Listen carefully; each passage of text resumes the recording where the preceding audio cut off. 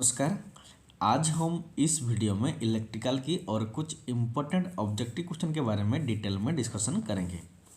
और अगर आपको वीडियो अच्छा लगता है तो सब्सक्राइब जरूर कीजिएगा। तो देखो आज का पहला क्वेश्चन शुरू करते हैं। पहला क्वेश्चन देखो, कंडक्टिविटी इज एनालॉगस टू। देखो जो कंडक्टिविटी होता है इसकी एनालॉगस ये चार ऑप्शन में से कौन सा है? रिटेंटिविटी है, या फिर परमेबिलिटी है, या फिर रेजिस्टिविटी है, या फिर इंडक्टिविटी है। तो इसका आंसर होगा जो हमारा कंडक्टिविटी होता है इसका एनालॉगस होता है परमेबिलिटी। ऑप्शन नंबर 2 होगा इसका करेक्ट आंसर। तो देखो कैसे होता है, देखो ये टेबल को देखो, ये जो टेबल है इस टेबल में हमारा ये पहला वाला होता है इलेक्ट्रिक सर्किट का और दूसरा वाला होता है मैग्नेटिक सर्किट का। इसमें क्या होता है ना, जो करंट होता है इलेक्ट्रिक सर्किट का जो करंट होता है वो मैग्नेटिक सर्किट का फ्लक्स के साथ एनालॉगस होता है। इसका मतलब यह होता है इलेक्ट्रिक सर्किट में करंट जो काम करता है मैग्नेटिक सर्किट में फ्लक्स वही काम करता है, इसीलिए करंट और करंट का एनालॉगस फ्लक्स होता है। ठीक वैसे ही इलेक्ट्रिक सर्किट का जो इलेक्ट्रोमोटिव फोर्स होता है ईएमएफ वो मैग्नेटिक सर्किट की मैग्नेटोमोटिव फोर्स एमएमएफ के साथ एनालॉगस होता है। और रेजिस्टेंस जो होता है इलेक्ट्रिक सर्किट का वो मैग्नेटिक सर्किट की रिलक्टेंस के साथ क्या होता है ना, एनालॉगस होता है। और जो हमारा देखो कंडक्टिविटी क्वेश्चन में है कंडक्टिविटी, जो कंडक्टिविटी होता है उसके साथ एनालॉगस क्या होता है परमेबिलिटी। तो इसीलिए कंडक्टिविटी का एनालॉगस क्या होता है परमेबिलिटी। ऑप्शन नंबर 2 होगा इसका करेक्ट आंसर, क्योंकि इलेक्ट्रिक सर्किट में कंडक्टिविटी जो काम करता है मैग्नेटिक सर्किट में परमेबिलिटी वही काम करता है। तो ऑप्शन नंबर 2 होगा इसका करेक्ट आंसर। देन देखो next question, relative permeability of A ferromagnetic material is. देखो एक फेरोमैग्नेटिक मटेरियल का रिलेटिव परमेबिलिटी कितना होता है? एक होता है, या फिर एक से कम होता है, या फिर एक से ज़्यादा होता है, या फिर एक से बहुत ज़्यादा होता है। तो इसका आंसर होगा 100 से ज़्यादा होता है। तो इसका आंसर होगा देखो ठीक से, जो फेरोमैग्नेटिक मटेरियल होता है इसका रिलेटिव परमेबिलिटी ऑप्शन नंबर 4 100 से भी ज़्यादा होता है। तो ऑप्शन नंबर 4 होगा इसका करेक्ट आंसर। तो देखो कैसे होता है, ये जो टेबल है इस टेबल को देखो, जो हमारा मैग्नेटिक मटेरियल होता है वो नॉर्मली 3 टाइप का होता है। एक होता है फेरोमैग्नेटिक मटेरियल, दूसरा होता है पैरामैग्नेटिक मटेरियल, तीसरा होता है डायमैग्नेटिक मटेरियल। तो फेरोमैग्नेटिक मटेरियल किसे कहेंगे ना, जिस मटेरियल को मैग्नेट स्ट्रांगली अट्रैक्ट करता है उसको क्या कहते हैं फेरोमैग्नेटिक मटेरियल। और जिस मटेरियल को स्लाइटली बहुत अट्रैक्ट तो करता है लेकिन बहुत कम अट्रैक्ट करता है वो होता है पैरामैग्नेटिक मटेरियल। और जिस मटेरियल को मैग्नेट अट्रैक्ट ही नहीं करता है रिपेल करता है उसको क्या कहते हैं डायमैग्नेटिक मटेरियल। तो एक होता है फेरोमैग्नेटिक, दूसरा होता है पैरामैग्नेटिक, तीसरा होता है डायमैग्नेटिक। लेकिन क्वेश्चन में है जो फेरोमैग्नेटिक मटेरियल होता है उसका रिलेटिव परमेबिलिटी क्या होता है। देखो जो फेरोमैग्नेटिक मटेरियल होता है उसका परमेबिलिटी देखो ये बहुत ज़्यादा रहता है, वेरी हाई। लेकिन जो पैरामैग्नेटिक मटेरियल होता है इसका परमेबिलिटी क्या रहता है, एक से ज़्यादा रहता है लेकिन बहुत ज़्यादा नहीं रहता है, एक के बराबर रहता है लेकिन एक से ज़्यादा रहता है लेकिन थोड़ा ज़्यादा रहता है। और जो डायमैग्नेटिक मटेरियल होता है वो एक से कम रहता है, रिलेटिव परमेबिलिटी एक से कम रहता है, ये आपको याद रखना होगा। तो देखो जो रिलेटिव परमेबिलिटी होता है एक से कम किसका रहता है डायमैग्नेटिक मटेरियल का, एक से ज़्यादा किसका रहता है पैरामैग्नेटिक मटेरियल का, और एक से बहुत ज़्यादा किसका रहता है ना फेरोमैग्नेटिक मटेरियल का। तो इसलिए इसका आंसर क्या होगा, जब फेरोमैग्नेटिक मटेरियल होता है इसका रिलेटिव परमेबिलिटी ऑप्शन नंबर 4 100 से भी ज़्यादा होता है। देन देखो next question, if supply frequency of a transformer is increase then iron loss is. देखो क्वेश्चन कहता है अगर ट्रांसफार्मर की सप्लाई फ्रीक्वेंसी को हम इंक्रीज करेंगे उस कंडीशन में उस ट्रांसफार्मर की जो आयरन लॉस होता है वो बढ़ेगा या फिर डिक्रीज कम होगा, या फिर जितना था उतना ही रहेगा, या फिर नॉन ऑफ दिस। तो इसका आंसर होगा अगर ट्रांसफार्मर की फ्रीक्वेंसी इंक्रीज करता है तो उसकी आयरन लॉस भी इंक्रीज होगा। ऑप्शन नंबर 1 होगा इसका करेक्ट आंसर, क्योंकि देखो कैसे होता है। देखो जो आयरन लॉस होता है ये हमारा 2 लॉस से मिलकर बनता है, एक होता है हिस्टेरिस लॉस, दूसरा होता है एडी करंट लॉस। और जो हिस्टेरिसिस लॉस होता है वो देखो फ्रीक्वेंसी ये हमारा हिस्टेरिसिस लॉस का फार्मूला है और ये हमारा एडी करंट लॉसेस का फार्मूला है। इसमें ठीक से देखो जो हिस्टेरिसिस लॉस होता है वो फ्रीक्वेंसी के साथ डायरेक्टली प्रोपोर्शनल है, और जो एडी करंट लॉस होता है वो फ्रीक्वेंसी के स्क्वायर के साथ डायरेक्टली प्रोपोर्शनल है। मीन्स दोनों में से क्या मिला, अगर फ्रीक्वेंसी का वैल्यू इंक्रीज होता है तो हिस्टेरिसिस लॉस भी बढ़ेगा, और फ्रीक्वेंसी का वैल्यू अगर इंक्रीज होता है तो ईडी करंट लॉसेस भी बढ़ रहा है, क्योंकि दोनों डायरेक्टली प्रोपोर्शनल है। एक बढ़ेगा तो दूसरा बढ़ेगा और एक घटेगा तो दूसरा भी घटेगा। तो इसीलिए क्या होता है ना, जो ट्रांसफार्मर में अगर हम फ्रीक्वेंसी को इंक्रीज करते हैं तो आयरन लॉस भी इंक्रीज करेगा, क्योंकि जो आयरन लॉस होता है वो ईडी करंट लॉस और हिस्टैरिसीस लॉस, ये दोनों लॉस को मिलकर बनता है। तो इसीलिए ऑप्शन नंबर 1 होगा इसका करेक्ट आंसर। और एक बात याद रखिए, जो हमारा आयरन लॉस होता है ये एक हमारा कॉन्स्टेंट लॉस होता है। लोड इंक्रीज होने से भी यह नहीं इंक्रीज होता है, या फिर लोड डिक्रीज होने पर भी नहीं इंक्रीज होता है, डिक्रीज नहीं होता है। लेकिन हम सब जानते हैं जो नॉर्मली इंडियन स्टैंडर्ड होता है फ्रीक्वेंसी का, वो 50 हर्ट्ज ही होता है। जब फ्रीक्वेंसी 50 हर्ट्ज रहता है उस कंडीशन में आयरन लॉस कांस्टेंट रहता है। लेकिन फ्रीक्वेंसी अगर इंक्रीज होता है तो आयरन लॉस भी इंक्रीज होगा, और अगर फ्रीक्वेंसी डिक्रीज होता है तो आयरन लॉस भी डिक्रीज होगा। ये आपको याद रखना होगा। तो ऑप्शन नंबर 1 होगा इसका करेक्ट आंसर। देन देखो next question, in a DC system capacitor act as a, देखो डीसी में जो डीसी सिस्टम होता है, एक होता है एसी सिस्टम और दूसरा आता है डीसी सिस्टम।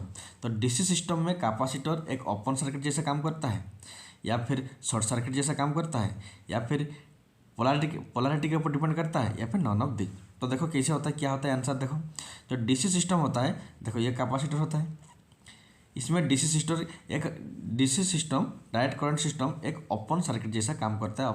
ऑप्शन नंबर 1 होगा इसका करेक्ट आंसर। इसका मतलब क्या होता है, अगर हम एक कैपेसिटर के थ्रू डीसी करंट पास करेंगे तो ये कैपेसिटर के थ्रू डीसी करंट फ्लो नहीं होगा, एक ओपन सर्किट जैसा काम करेगा। ऑप्शन नंबर 1 होगा इसका करेक्ट आंसर। तो देखो कैसे होता है, देखो जो कैपेसिटर होता है, ये कैपेसिटर का सिंबल होता है सी।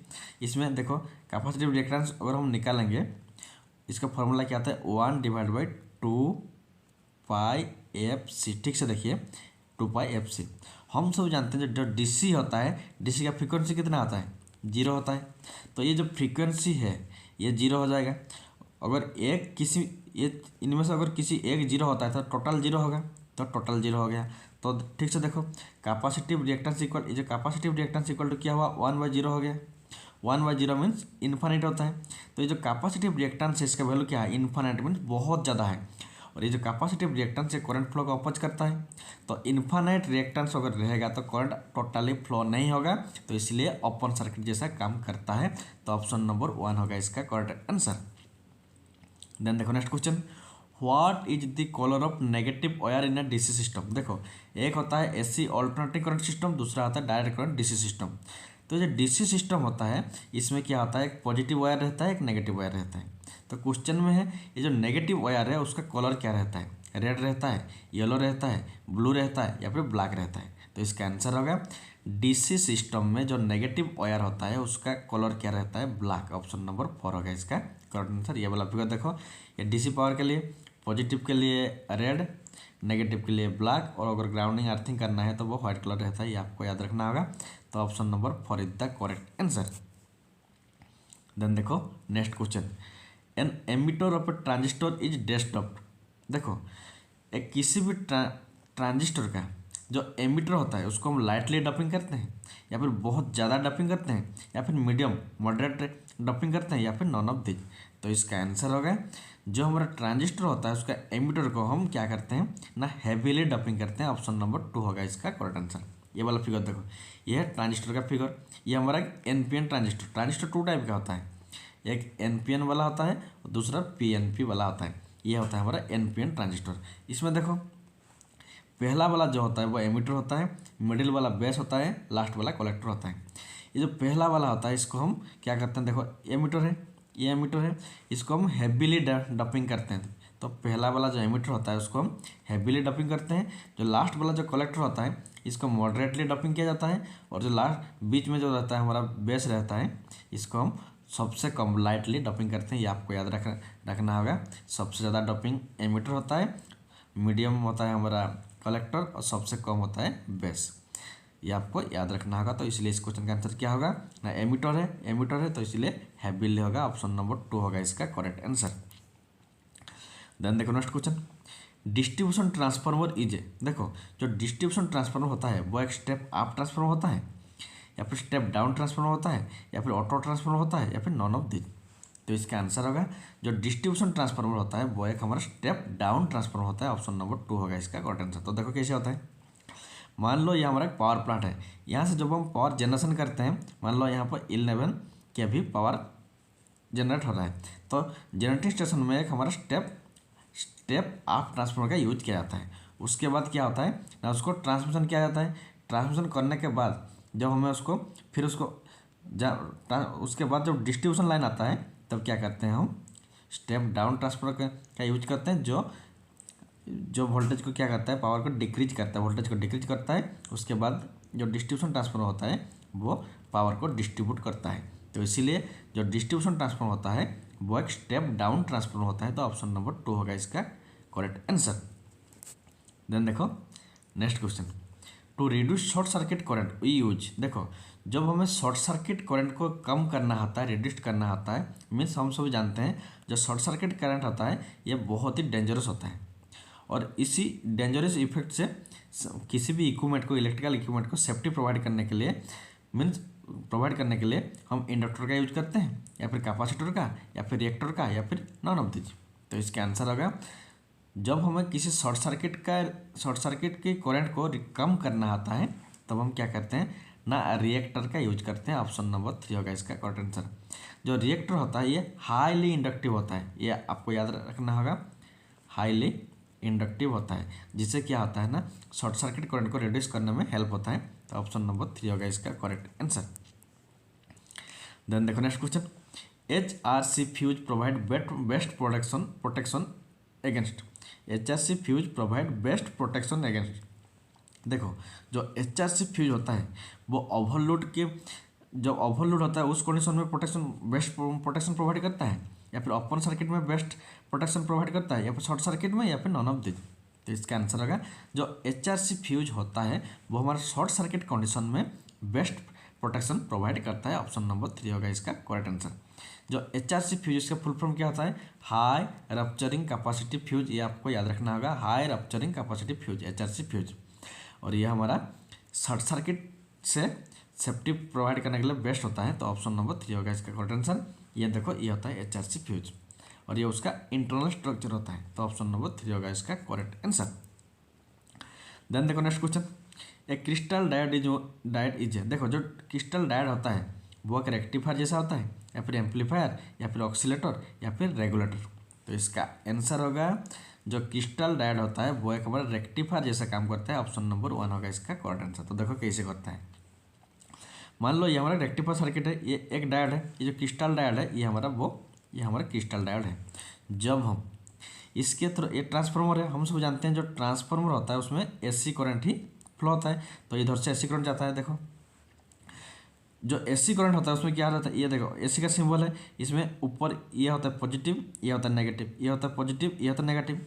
जब क्या होता है ना, ये पॉजिटिव इसके थ्रू पास करता है ये वाला, तब ये देखो इधर से जाता है, तो आउटपुट हमें वो वाला पॉजिटिव मिल गया। लेकिन उसके बाद क्या होता है, जो ये जो नेगेटिव वाला इसके थ्रू पास करता है, तो ये पास नहीं करता है। तो इसीलिए देखो वो वाला पार्ट आउटपुट में हमें नहीं मिला है। उसके बाद फिर ये पॉजिटिव आ गया, ये जो पॉजिटिव है ये फिर इस डायोड के थ्रू पास कर जाता है, तो इसलिए इधर हमें आउटपुट में ये वाला मिलता है।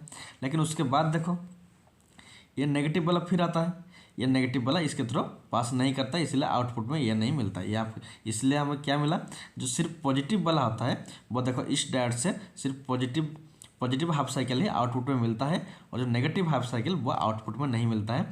तो इसी को ही क्या कहते हैं ना, रेक्टिफिकेशन कहते हैं। और कब देखो ये जो डायोड कब करंट पास करता है, देखो मान लो ये हमारा डायोड का सिंबल है, ये पॉजिटिव है, नेगेटिव है। जब हम ये जो पॉजिटिव है बैटरी के, जब ये पॉजिटिव के साथ और ये नेगेटिव के साथ कनेक्ट होगा, तब इसके थ्रू करंट फ्लो होगा। अगर इस पॉजिटिव के साथ इधर नेगेटिव कनेक्शन करेंगे और इस नेगेटिव के साथ हम पॉजिटिव होता है, उस कंडीशन में इधर में करंट फ्लो नहीं होता है, इसको रिवर्स बायस कहते हैं।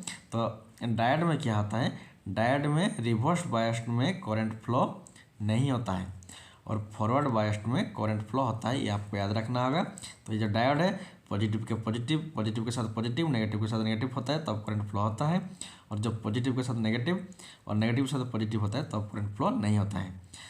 तो इसलिए इसको हम रेक्टिफिकेशन में यूज करते हैं। तो इसलिए क्रिस्टल डायोड को हम रेक्टिफायर कहते हैं। ऑप्शन नंबर 1 होगा इसका करेक्ट आंसर। तो आज के लिए इतना ही, थैंक्स फॉर वॉचिंग।